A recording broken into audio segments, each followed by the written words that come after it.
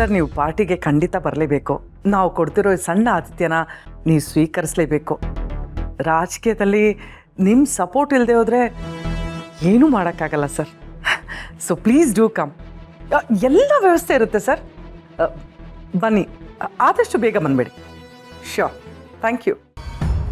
Ma'am, ನಾಳೆ ಪಾರ್ಟಿಗೆ ಎಲ್ಲ ವ್ಯವಸ್ಥೆ ರೆಡಿ ಆಗಿದೆ. ಇನ್ವೈಟ್ ಮಾಡಿರೋರು ಎಲ್ಲರೂ ಬರ್ತಾ ಇದ್ದಾರೆ. ನನ್ನ ಕ್ಲೋಸ್ ಫ್ರೆಂಡ್ನ ಕರೆಯಕ್ಕೆ ಹೇಳಿದ್ದೆ, ಕರೆದಿದ್ಯಾ ತಾನೇ? ನೀನು ಇಷ್ಟೆಲ್ಲ ಹೇಳಿದ್ಮೇಲೆ ಅವ್ರನ್ನ ಮರೆಯೋಕ್ಕಾಗತ್ತಾ? ಅವ್ರನ್ನ ಸ್ಪೆಷಲಾಗಿ ಇನ್ವೈಟ್ ಮಾಡಿದ್ದೀನಿ.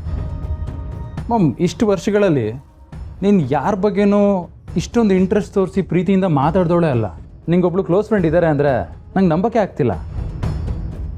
ಇಷ್ಟೊಂದು ಕ್ಲೋಸ್ ಇದ್ದರೂ ನೀನು ಯಾಕೆ ಅವ್ರ ಬಗ್ಗೆ ಏನು ಮಾತಾಡೇ ಇಲ್ಲ? ಮಾಡಿ, ನಾನು Rajeshwari childhood friends. We were best friends. ನಾವಿಬ್ರು ಒಂದೇ ಸ್ಕೂಲಲ್ಲಿ ಓದಿತ್ತು. ನಾನು ಬೆಂಕಿ ಅಂದರೆ ಅವಳು ಬಿರುಗಾಳಿ. ನಾನು ಏನು ಯೋಚನೆ ಮಾಡ್ತೀನೋ ಅವಳು ಅದೇ ಥರನೇ ಯೋಚನೆ ಮಾಡೋದು. ಆದರೆ ಹೈಯರ್ ಎಜುಕೇಷನ್ಗೆ ಅಂತ ಅವಳು ಅಬ್ರಾಡ್ ಹೊರಟೋದ್ಲು. ನಾವಿಬ್ರು ಎಷ್ಟೇ ದೂರ ಇದ್ದರೂ ನಮ್ಮ ಸ್ನೇಹ ಮಾತ್ರ ಕಡಿಮೆ ಆಗೇ ಇಲ್ಲ. We were always in touch. ನಾಳೆ ಅವಳೇ ಬರ್ತಾಳಲ್ಲ, ನೀನು ನೋಡುವಂತೆ. ಓಕೆ ಮಾಮ್, ನಿನ್ನ ಜೊತೆ ನಿನ್ನ ಹಾಗೆ ಇರೋ ಇನ್ನೊಬ್ಬರು ಸೇರ್ಕೊಂಡಿದ್ದಾರೆ ಅಂದರೆ ಸುನಾಮಿ ಎದ್ದೇಳುತ್ತೆ ಅಂತಲೇ ಅರ್ಥ. ಆದರೂ ನಂಗೊಂದು ಡೌಟ್ ಇದೆ ಮಾಮ್. ಇವಾಗ ನಾವು ಇದೇ ಪಕ್ಷದಲ್ಲಿ ಇರಬೇಕಾ ಅಥವಾ ಬೇರೆ ಪಕ್ಷಕ್ಕೆ ಹೋಗ್ಬೇಕಾ? ಇದೇ ಪಕ್ಷದಲ್ಲಿದ್ದರೆ ನಾವು ಗೆಲ್ಲೋದು ಸ್ವಲ್ಪ ಡೌಟ್ ಅನಿಸುತ್ತೆ. ಯಾಕಂದರೆ ಇದಕ್ಕಿಂತ ಮುಂಚೆ ನಿನ್ನ ತಮ್ಮ ಇದೇ ಪಕ್ಷದಲ್ಲಲ್ವ ಇದ್ದಿದ್ದು? ಮಾಡಿ, ಅನ್ಡೌಟೆಡ್ಲಿ ನಾವು ಇದೇ ಪಕ್ಷದಲ್ಲಿ ಇರಬೇಕು. ನಾವಿದ್ರಲ್ಲೇ ಗೆಲ್ಲಬೇಕು. ಯಾಕಂದರೆ ವೀರು ಏನಾದರೂ ಅಕಸ್ಮಾತ್ ಮತ್ತೆ ರಾಜಕೀಯಕ್ಕೆ ಬರ್ತೀನಿ ಅಂದರೆ ಅವನು ಆಪೋಸಿಷನ್ ಪಾರ್ಟಿಗಂತೂ ಹೋಗಕ್ಕೆ ಸಾಧ್ಯನೇ ಇಲ್ಲ. ಏನೇ ಇದ್ರೂ ಈ ಪಾರ್ಟಿಗೆ ಬರಬೇಕು. ಸೊ ನಾವಿಲ್ಲಿದ್ದೀವಿ ಅಂದರೆ ಅವನು ಖಂಡಿತ ಈ ಪಾರ್ಟಿಗೆ ಬರಲ್ಲ.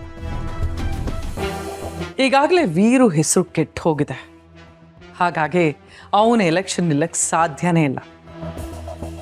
ಸೊ ಈ ಕ್ಷೇತ್ರದಲ್ಲಿ ಗೆಲ್ಲೋ ಕುದುರೆ ನಾನೇ. ಇನ್ನೀ ಕುದುರೆನ ಯಾರ ಕೈಯಲ್ಲಿ ಹಿಡಿಯೋಕ್ಕೂ ಆಗಲ್ಲ, ತಡೆಯೋಕ್ಕೂ ಆಗಲ್ಲ.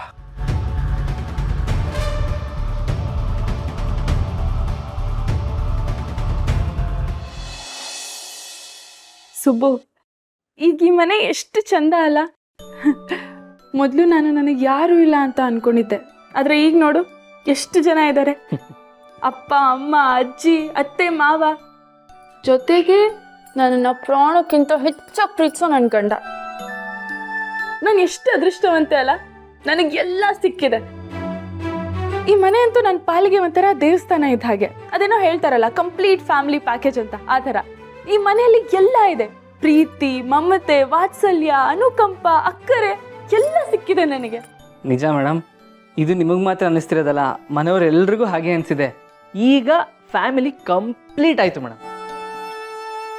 ಇಲ್ಲ ಸುಬ್ಬು, ನಾವೆಲ್ಲ ಏನೋ ಖುಷಿಯಾಗಿ ಇದ್ದೀವಿ, ಆದರೆ ಅಜ್ಜಿಗೆ ಏನೋ ಒಂದು ಕೊರಗಿದೆ. ಏನೋ ಲಲಿತಾದೇವಿ ಅಮ್ಮವ್ರ ಕೊರ್ಗ? ಅದೇನು ಕೊರ್ಗು ಅಂತ ಕೇಳ್ಬಿಟ್ಟು ಹೇಳಿ ಮೇಡಮ್. ಅವ್ರ ಕೊರ್ಗುನ ಈಡೇರಿಸಲೇಬೇಕು, ಅವ್ರ ಆಸೆಯನ್ನು ನೆರವೇರಿಸಲೇಬೇಕು. ಅದೇನು ಅಂತ ಹೇಳಿ. ಅದೆಷ್ಟೇ ಕಷ್ಟ ಆದರೂ ಅವ್ರ ಆಸೆ ನೆರವೇರಿಸೋಣ ಹೇಳಿ. ಅದು ಕಷ್ಟಪಟ್ಟು ನೆರವೇರಿಸುವಂಥ ಆಸೆ ಅಲ್ಲ, ಮತ್ತೆ ಇಷ್ಟಪಟ್ಟು ನೆರವೇರಿಸುವಂಥ ಅಂದರೆ ಅಂದರೆ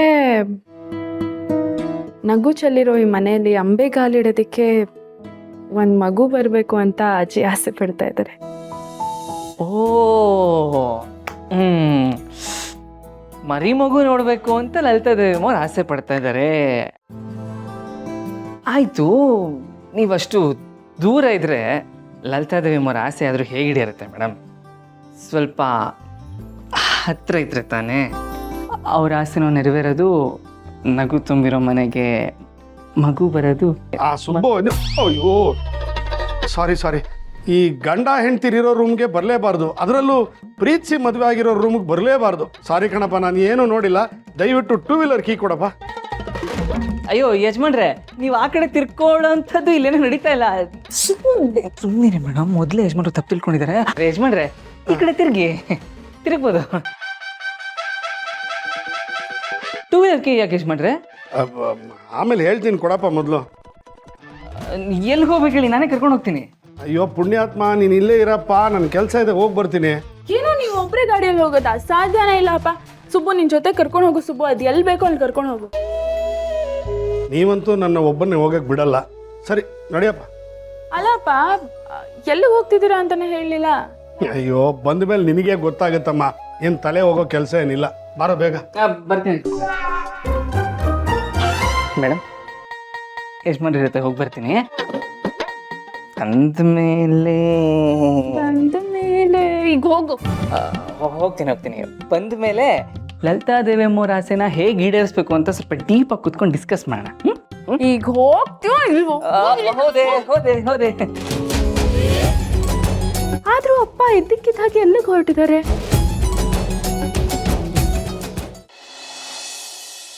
ಏನ್ರಿ ಮಾತಾಡ್ತಿದ್ದೀರಾ ನೀವು? ಸಿಲಿಂಡರ್ ಯಾಕೆ ಕೊಡೋದಿಲ್ಲ? ಟಿವಿಯಲ್ಲಿ ಪೇಪರಲ್ಲಿ ಯಾವ ಸಮಸ್ಯೆನೂ ಇಲ್ಲ ಅಂತ ಬರ್ತಾ ಇದೆ. ಸರ್ಕಾರನೇ ಹೇಳಿದೆ ಗ್ಯಾಸ್ಗೆ ಅಭಾವ ಇಲ್ಲ ಅಂತ. ಸಿಲಿಂಡರ್ ಬುಕ್ ಮಾಡಿ 20 ದಿನ ಆಗಿದೆ, ಇನ್ನೂ ನೀವು ಡೆಲಿವರಿ ಕೊಟ್ಟಿಲ್ಲ. ನಿಮ್ಮ ಬುದ್ಧಿ ನಮಗೆ ಗೊತ್ತಿಲ್ವಾ? ದುಡ್ಡು ಮಾಡ್ಕೊಳ್ಳೋದಕ್ಕೆ ಯುದ್ಧದ ನೆಪ ಹೇಳ್ತಿದ್ದೀರಾ. ನಮಗೂ ಎಲ್ಲ ಗೊತ್ತಾಗತ್ತೆ. ನನಗೆ ಚೆನ್ನಾಗಿ ಗೊತ್ತಿದೆ ಯಾರಿಗೆ ಹೇಗೆ ಕಂಪ್ಲೇಂಟ್ ಕೊಡಬೇಕು ಅಂತ. ಇದನ್ನು ನಾನು ಸುಮ್ಮನೆ ಬಿಡೋದಿಲ್ಲ, ನೋಡ್ತಾ ಇರಿ ನೀವು. ನಂದಿನಿಯಮ್ಮ, ಇದಕ್ಕೆಲ್ಲ ಯಾಕೆ ಇಷ್ಟು ತಲೆ ಕೆಡ್ಸ್ಕೊತಾ ಇದ್ದೀರಾ? ನಮ್ಮ ಯಜಮಾನ್ರಿಗೆ ಹೇಳಿದ್ರೆ ಸೌದೆ ತಂದು ಕೊಡ್ತಾರೆ. ರೀ, ಹೋಗಿ ತಗೊಂಬನ್ರಿ. ಏರಾ ನಂದಿನಿ ಅಮ್ಮ, ಯಾರು ನಿಮ್ಮ ಜೊತೆ ಜಗಳ ಮಾಡ್ತಾ ಇರೋದು? ಯಾರು ಅವನು ಹೇಳಿ, ನಾನು ಹೋಗಿ ವಿಚಾರಿಸ್ಕೊಂಬರ್ತೀನಿ. ಪೃಥ್ವಿ, ಚಿಕ್ಕ ವಿಷಯನೆಲ್ಲ ಯಾಕೋ ದೊಡ್ಡದು ಮಾಡ್ತೀಯಾ? ಹಾಗಂತ ಅನ್ಯಾಯ ನಡೀತಿದ್ರೆ ಸುಮ್ಮನೆ ನೋಡ್ಕೊಂಡಿರಕ್ಕಾಗತ್ತಮ್ಮವ? ಸುಮ್ಮನೆ ಕೂರಿ ಅಂತ ಹೇಳ್ತಾ ಇಲ್ಲ ಶ್ರಾವಣಮ್ಮ, ಸಮಸ್ಯೆನ ದೊಡ್ಡದು ಮಾಡಬೇಡಿ ಅಂತ ಹೇಳ್ತಾ ಇದ್ದೀನಿ. ಅವನ ಜೊತೆಲಿ ಮಾತಾಡೋ ಬದಲು ಮೇಲಧಿಕಾರಿಗೆ ಫೋನ್ ಮಾಡಿ ಕಂಪ್ಲೇಂಟ್ ಕೊಡಿ. ಅದು ಬಿಟ್ಟು ಅವನ ಹತ್ರ ಯಾಕೆ ಜಗಳ ಮಾಡ್ಕೊಳ್ಳೋದು? ಶ್ರಾವಣಿನೇ ಹಠಮಾರಿ ಅನ್ಕೊಂಡಿದ್ದೆ, ಆದರೆ ಅವರವ್ವ ಚಂಡಿ ಚಾಮುಂಡಿ, ಇನ್ನು ಅವರವ್ವ ಕಾಳಿ ಭದ್ರಕಾಳಿ. 3 ತಲೆಮಾರು ಸೇರಿದ್ರೆ 3 ಲೋಕನೇ ಹಾಳು ಮಾಡಿಬಿಡ್ತಾರೆ. ಅಲ್ಲಲ್ಲ, 3 ಲೋಕನೇ ಬಂದ್ ಮಾಡಿಬಿಡ್ತಾರೆ. ಕಷ್ಟ ಕಷ್ಟ ಕಷ್ಟ. ಅದು ಹಾಗಲ್ಲ ಪದ್ದು. ಇವತ್ತು ನಾನೇ ನನ್ನ ಕೈಯಾರೆ ಅಡುಗೆ ಮಾಡಬೇಕು ಅಂತ ಅಂದ್ಕೊಂಡಿದ್ದೆ. ಬೆಳ್ದಿಂಗ್ಳಲ್ಲಿ ಕೂತು ಎಲ್ರಿಗೂ ಕೈ ತೂತು ಕೊಡಬೇಕು ಅಂತ ಅಂದ್ಕೊಂಡಿದ್ದೆ. ಅಷ್ಟರಲ್ಲಿ ಈ ಸಿಲಿಂಡರ್ ಸಮಸ್ಯೆ. ಟೆನ್ಷನ್ ಆಗಲ್ವಾ ಹೇಳು? ಯಾರು ಟೆನ್ಷನ್ ತಗೊಂಬಿಡಿ, ಸಮಸ್ಯೆಗೆ ಪರಿಹಾರ ಸಿಕ್ತು.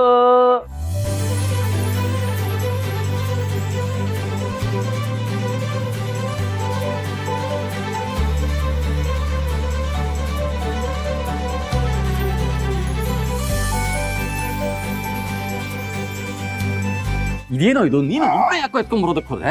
ನನಗೆ ಹೇಳೋದಲ್ವಾ, ನಾನು ಬರ್ತಾ ಇದ್ದೆ ಜೊತೆಯಲ್ಲಿ, ನಾನು ಹೊತ್ಕೊಂಡ್ಬರ್ತಿದ್ದೆ ಇದನ್ನ. ಅಯ್ಯೋ, ನಾನು ಕೇಳಿದ್ರೆ ಕೊಡ್ಲಿಲ್ಲ. ಕೊಡಿ ಯಜಮಾನ್ರೆ ಅಂದ್ರೆ, ಬೇಡ ಸುಬ್ಬು ನನ್ನ ಹೆಂಡತಿ ಅಡುಗೆ ಮಾಡ್ತಾಳೆ, ನಾನೇ ತಗೊಂಡ್ಬರ್ತೀನಿ ಅಂತ ಅಲ್ಲಿಂದ ಇಲ್ಲಿವರೆಗೂ ಇವರೇ ತಗೊಂಡ್ಬಂದಿದ್ದಾರೆ.